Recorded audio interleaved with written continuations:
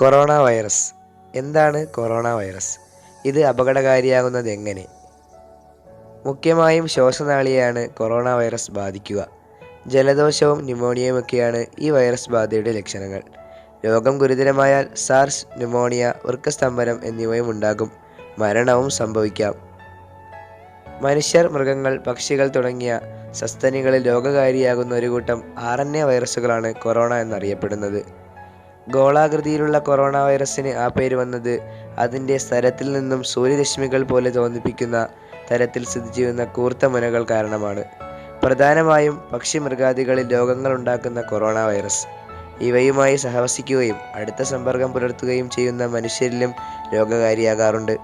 സാധാരണ ജലദോഷം മുതൽ വിനാശകാരിയായ ന്യൂമോണിയയും ശ്വസന തകരാറും വരെ കൊറോണ വൈറസ് മനുഷ്യരിലുണ്ടാക്കുന്നു.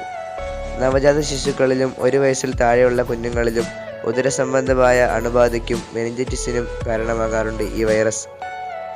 2002-2003 കാലഘട്ടത്തിൽ ചൈനയിലും സമീപ രാജ്യങ്ങളിലും പടർന്നു പിടിച്ച സാർസ് അഥവാ സഡൻ അക്യൂട്ട് റെസ്പിറേറ്ററി സിൻഡ്രോം 8096 പേരെ ബാധിക്കുകയും 776 പേരുടെ മരണത്തിന് കാരണമാവുകയും ചെയ്തു.